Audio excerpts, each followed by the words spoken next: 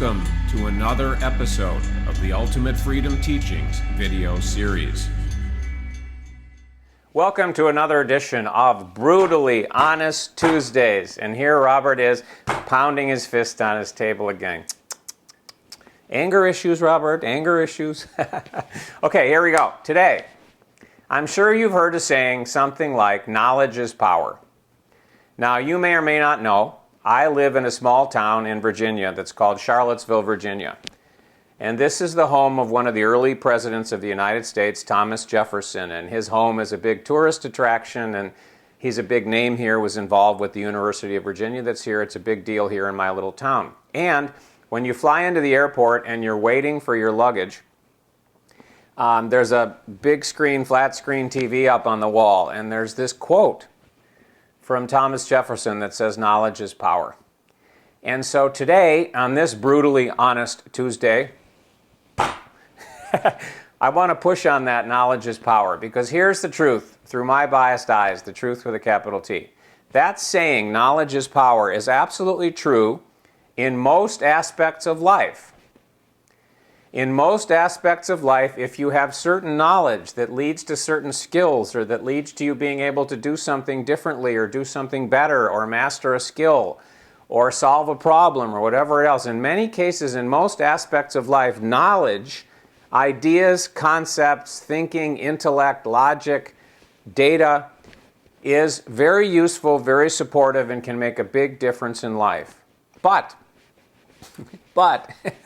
and the reason I'm bringing it up as a topic here is that knowledge has no power when it relates to what I call true transformation with capital T's.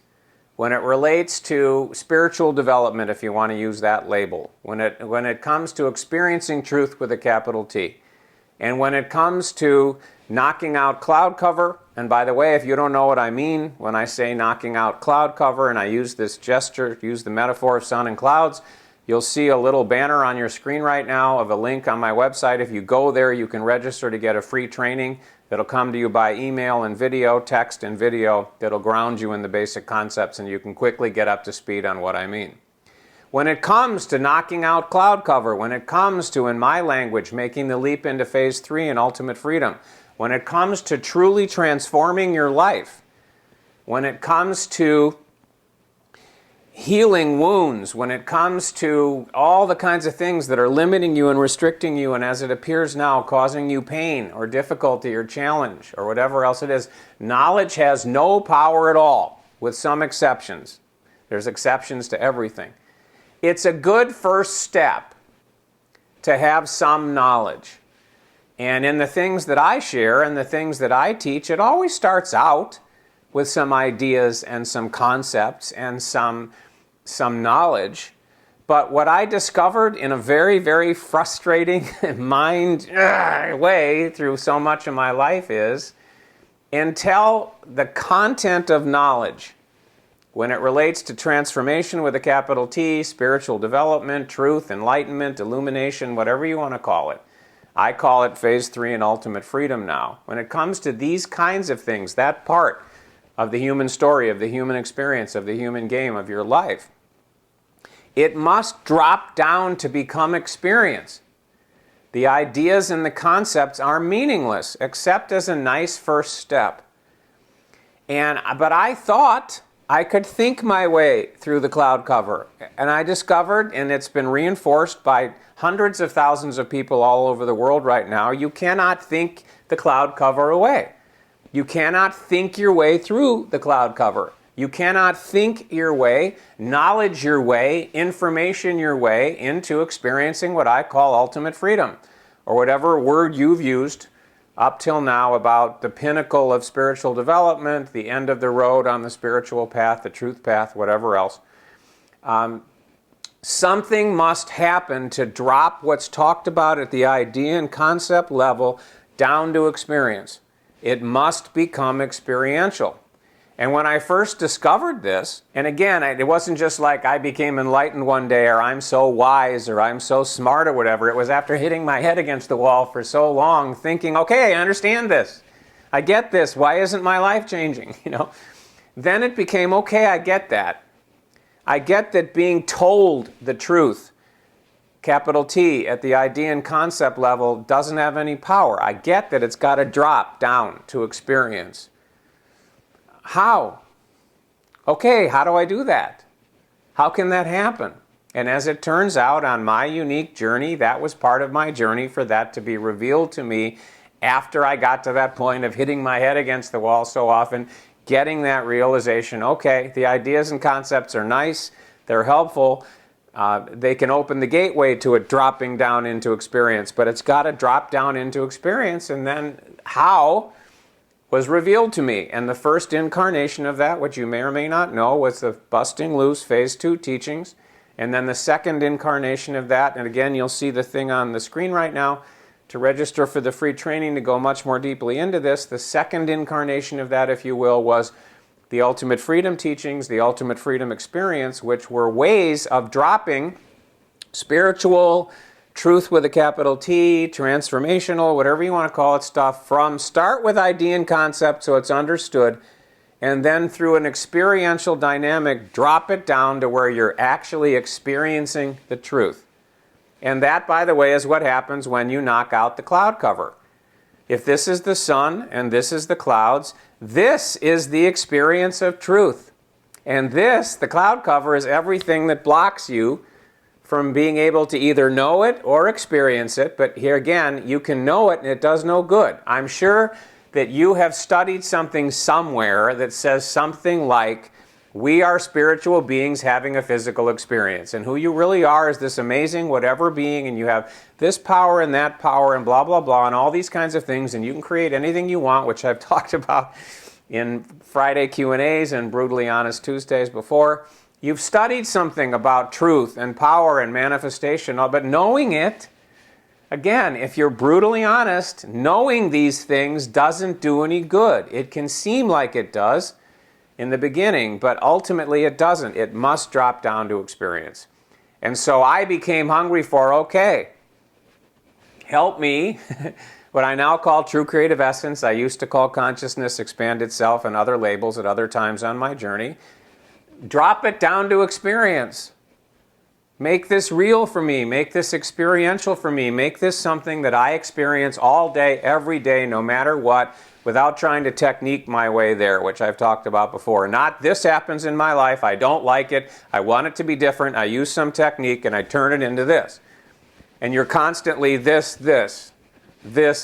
No, it's that the natural 24/7, all the time, no matter what state, is experiencing truth with a capital T. So, the brutally honest truth is, when it comes to spirituality, spiritual development, call it enlightenment, call it illumination, call it awakening, call it ultimate freedom, call it whatever you want, knowledge does not have any power at all. It will not help you, except it's an important and nice first step. But then it needs to go beyond that. And by the way, I've mentioned this before, I'll probably mention it again. This is one of the things that I've discovered, and it isn't always the case, and there are exceptions, but in general, you don't see an awful lot of people whose lives are really changing at a deep, profound, and permanent level, where what I call the cloud cover's knocked out. There are many stories of people who read books and whatever, I'm going to talk about that in a minute, and their lives changed. But knocking out cloud cover, being able to experience truth with a capital T, it doesn't tend to happen from reading a book. It's a good start, and if the book contains exercises or other things that work that can drop it down to experience over time, which the Busting Loose books did, the Ultimate Key to Happiness book does, the Ultimate Key to Freedom book, when it's available, it's not now, in July 2015. It can, but in general, my bias is, and what I see from things that people tell me is, in general, when somebody reads a book, it stays at the idea and concept level. It stays at the idea and concept level. And somebody reads the book, and as they're reading, I agree with that, I don't agree with that, I like that, I don't like that, that's true to me, that's not true to me, that's interesting, I don't know what to think about that. And it's all idea and concept, knowledge, logic, intellect level. And then they put the book down, they go, oh, well, that was interesting, or that book sucked, or that book was great.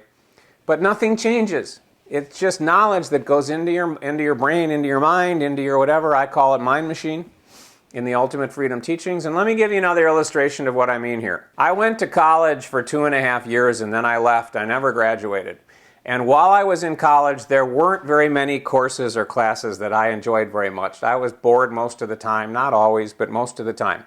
But there was this one class that I took at the University of Wisconsin in Madison, and I don't remember the name of the teacher, but number one, the teacher was magical. He was an awesome teacher, and he used a big screen, and he used videos, and he used images, and he taught in the way that I've ultimately moved on to teaching, which the way I'm built as a unique person was great, and what he taught was fascinating. So great teacher, great delivery, fascinating topic, and the class was called Great Speakers and Speeches, and it was studying the art of public speaking from thousands of years ago all the way through. I think it ended with JFK, John F. Kennedy, President of the United States, who was considered to be a great speaker. And he was talking, and it was all studying how speeches and speaking had changed the world and these kinds of things over time. And he was talking about one particular example of this that happened, I think, thousands of years ago, I think in Greece. I'm not sure. I'm not real knowledgeable about that. And I remember he was talking about two speakers, and I know one of them was named Cicero, but I can't remember right now what the name of the other person was. And this teacher said to all of us in the class, he said, anytime one of these speakers would speak, the audience would stand up and they'd give him a standing ovation and they'd say, great speech. And when the other speaker spoke, the audience would stand up and they would say, let's march. And the difference was, the first speaker was talented, was artistic, was a great, talented, charismatic speaker, but when he spoke, it just stayed at the idea and concept level, and people said, great speech, great performance, whatever. He said great speech. He didn't say performance. But the other people, something moved in them. Something shifted in them. Something became experiential for them in the speech of the second speaker, and it moved them to want to take action. So they said, let's march. Now, that's not a perfect metaphor for what I'm talking about. If we would really be anal about it and analytical about it, it's not apples to apples, but it illustrates the kind of point that I'm talking about. So many things just stay at the knowledge level, the idea and concept level, the thinking level. Accept, reject, partially reject. Take these three pieces from what was read, add it to these other three pieces that were from another book, cobble them together, and at the idea and concept level come up with a new something. But it's just ideas and concepts. It's just thinking. It's just intellect. It doesn't drop down to experience. And that doesn't help you. It doesn't change your life. It doesn't lead to knocking out cloud cover and experiencing truth 24/7, no matter what's happening, experiencing ultimate freedom. It's got to drop to experience. Something has to happen to drop it to experience. And so for me, first in my own life, I wanted it to drop to experience because, my life was so screwed up. And excuse me a sec. Most people would edit this out, but I don't care, so big deal. I got a little frog in my throat, I'm drinking some water, who cares?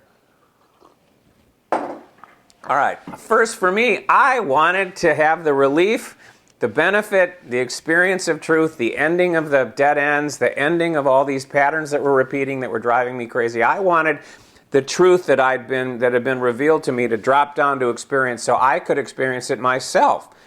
And then because in my story I play the writing game, the teaching game, the speaking game, the coaching game, I then wanted to be able, okay, how can I facilitate dropping the ideas and concepts of truth into experience so that there can really be what I call true transformation with capital T's, so the cloud cover really can get knocked out, and so truth can be experienced with a capital E, truth with a capital T, experience with a capital E all the time, no matter what's happening, 24/7.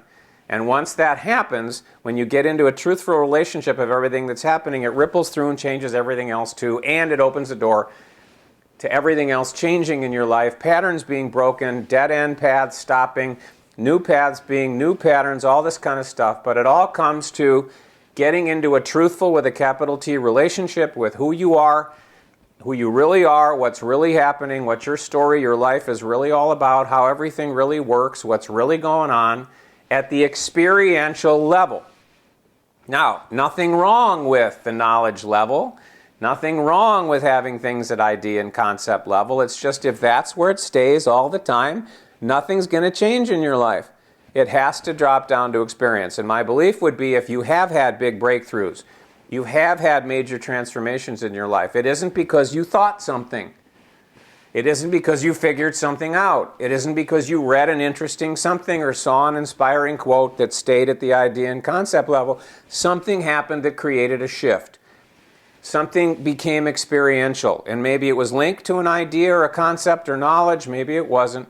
There are exceptions to everything, but I think if you look at your life, if you have had big breakthroughs, you'll see the truthfulness of what I'm brutally honestly pointing to here, which is the knowledge doesn't mean anything on this path. Truth, spirituality, spiritual development, true transformation. Knowledge has lots of power in other aspects of life, as I started out this video, but not when it comes to transformation. So, put that also in your pipe and smoke it. Drop some more drops in your pond. We'll see where they ripple out. Bye-bye for now. That's my Brutally Honest Tuesdays for this week. If you'd like to get more information on what you just discovered, go ahead and click on the Learn More button that you'll see appearing in a few seconds.